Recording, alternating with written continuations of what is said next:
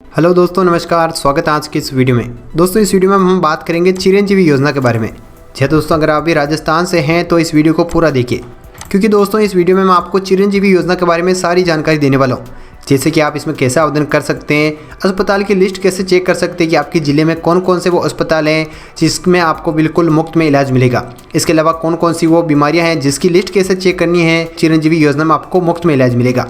दोस्तों, सारी जानकारी आज के इस वीडियो में होने वाली है चिरंजीवी योजना के बारे में। आप ये भी चेक कर सकते हैं कि आपके गांव में कौन कौन इसका फ़ायदा ले रहे हैं। दोस्तों, शुरुआत करते हैं। सबसे पहले ये जानते हैं कि आपको इसमें आवेदन कैसे करना है, कौन कर सकते हैं। दोस्तों, अगर आप राजस्थान के नागरिक हैं तो आप इस योजना के तहत आवेदन कर सकते हैं। इसके अलावा इसमें एक और श्रेणी बनाई गई कि कुछ परिवारों को इसमें 850 रुपये देने होंगे 1 साल के अंदर, जो कि प्रीमियम के तौर पर होगा। और कुछ किसानों को इसमें 1 भी रुपया देने की ज़रूरत नहीं है। जैसे कि कोई किसान है तो उसको इसमें बिल्कुल मुफ्त इलाज मिलेगा, यानी कि प्रीमियम के तौर पर आपको इसमें 1 भी रुपया देने की ज़रूरत नहीं है।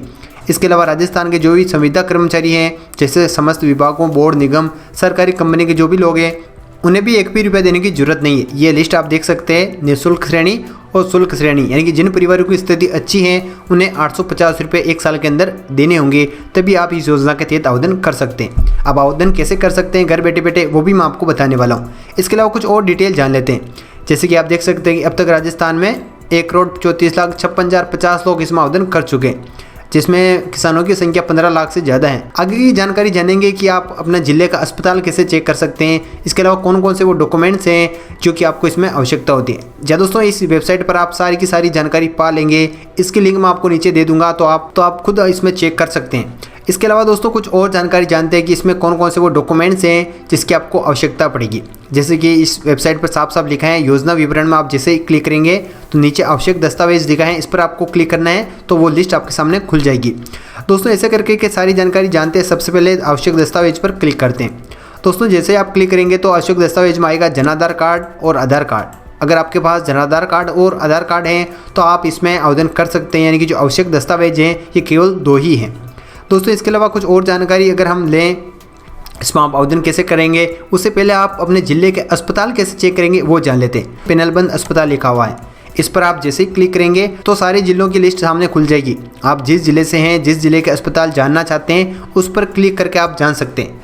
जैसे कि मान लेते हैं कि मैं अजमेर पर क्लिक करता हूँ।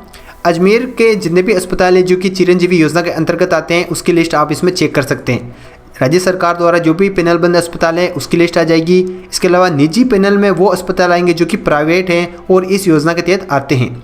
जैसे कि अगर मैं इस पर क्लिक करूंगा तो एक लिस्ट खुल जाएगी। ये वो अस्पताल है जो कि चिरंजीवी योजना के तहत आते हैं, जो कि राज्य सरकार द्वारा चलाए जा रहे हैं। अगर आप निजी पैनल पर क्लिक करोगे वो लिस्ट आ जाएगी जो कि अजमेर में प्राइवेट अस्पताल हैं और चिरंजीवी योजना के तहत आपको इस अस्पताल में निःशुल्क इलाज मिल जाएगा। ठीक है, तो आप ऐसे करके आप अपनी लिस्ट चेक कर सकते हैं।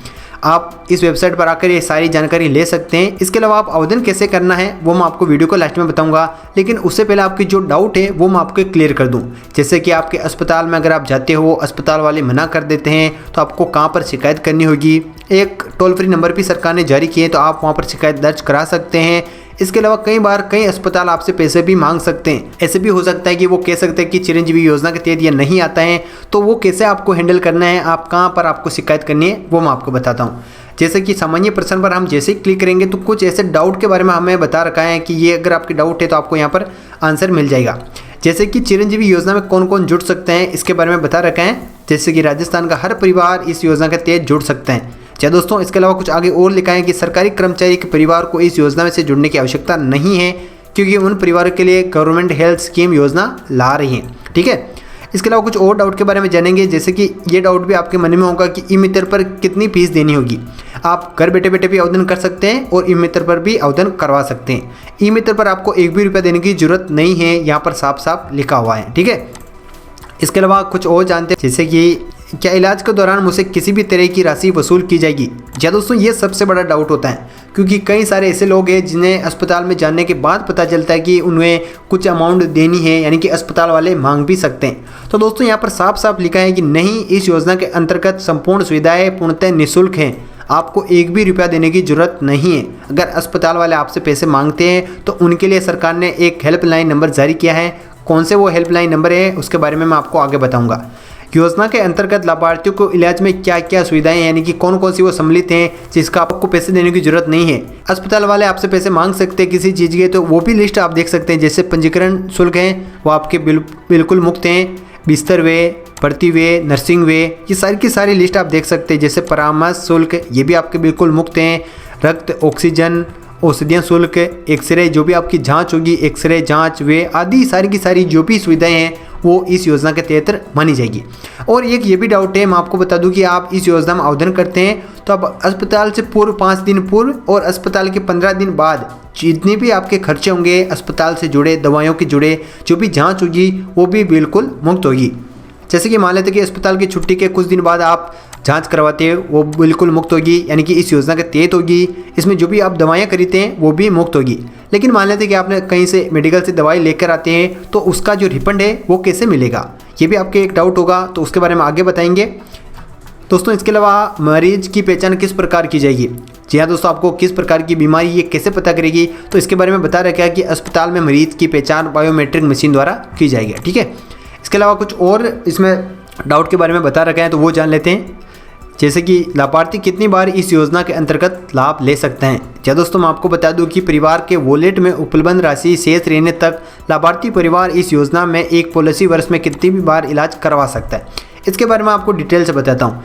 जैसे कि आप इसमें आवेदन करते हैं इस योजना में तो आपको 10 लाख रुपए तक का बीमा मिलता है। जैसे कि आपके परिवार में कोई बीमार होता है, आप इस योजना के तहत अस्पताल में इलाज फ्री करवाते हो और 3 लाख रुपए तक आपके खर्च आता है, तो अब आपके पास 7 लाख रुपए तक का इलाज बाकी है। यानी कि अगली बार आपके परिवार में कोई और बीमार होता है तो 7 लाख रुपए तक आप इसमें इलाज और ले सकते हैं। और मान लेते कोई आपके परिवार में बीमार हो जाता है और पहली बार आपके 10 लाख रुपए खर्च हो जाते हैं तो आपको अगली बार इसमें फ़ायदा नहीं मिलेगा क्योंकि आपने 10 लाख रुपए तक का इलाज वो पा लिया। ठीक है, इसके अलावा कुछ और जानकारी लेते हैं। दोस्तों इसके अलावा यह है कि कैशलेस इलाज क्या है। या दोस्तों मैं आपको बता दूं कि कैशलेस इलाज में आपको अस्पताल में कोई भी पैसा भरना नहीं होता है। भर्ती से लेकर डिस्चार्ज तक उन बीमारियों से जुड़ी दवाइयाँ, जांच, डॉक्टर की फीस, ये सभी कैशलेस इलाज में शामिल होती हैं।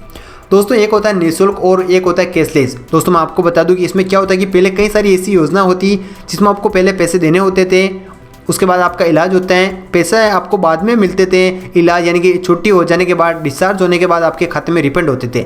लेकिन दोस्तों चिरंजीवी योजना के तहत आपको पहले कोई भी पैसे देने की जरूरत नहीं है। आपको मैं बता दूं कि जितने भी आपके खर्चे होंगे वो बिल्कुल निःशुल्क होंगे, पहले आपको कोई भी पैसा देने की जरूरत नहीं है। दोस्तों इसके अलावा कुछ और डाउट हो सकते हैं, उसके बारे में जान लेते हैं।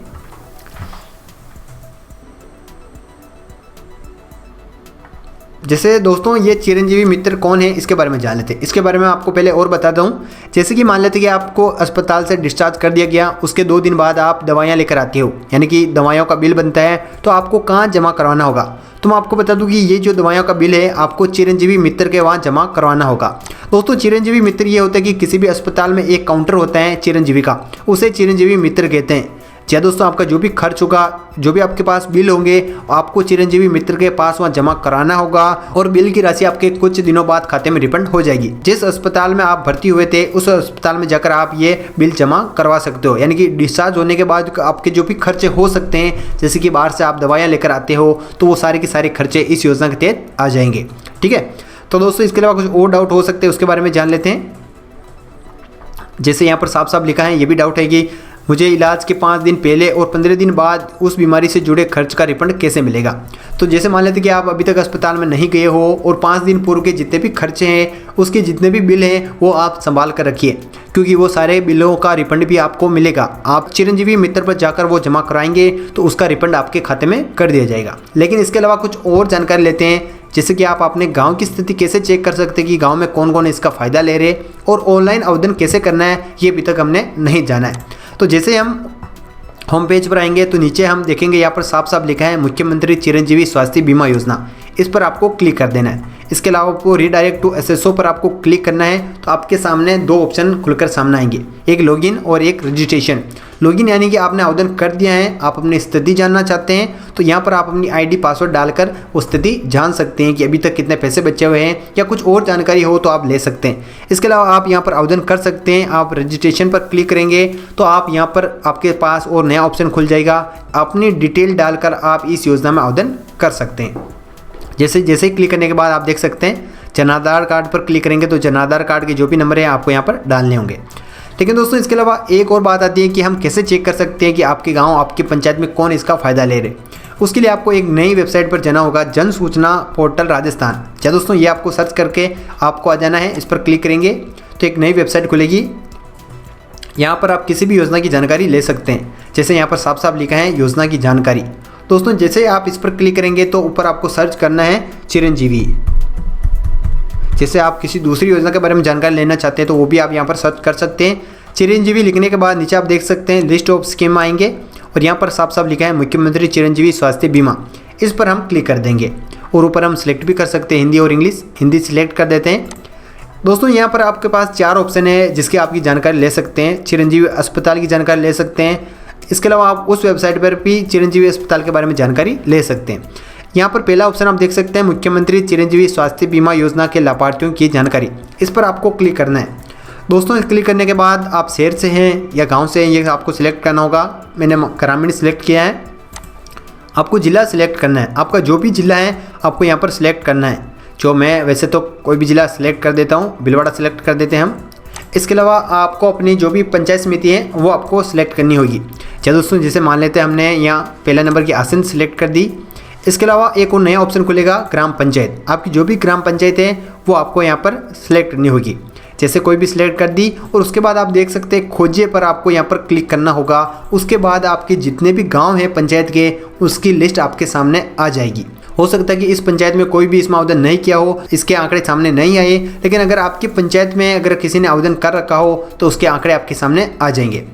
तो दोस्तों ऐसा आप चेक कर सकते हैं कि आपकी पंचायत, आपके गांव में कौन कौन इसका फ़ायदा ले रहे हैं। ठीक है ना दोस्तों, तो ओवरऑल हम देखें तो आपको सारी की सारी जानकारी अच्छे से समझ में आ गई होगी कि आप इसमें कैसे आवेदन कर सकते हैं, आपको इसमें कैसा फ़ायदा मिलेगा।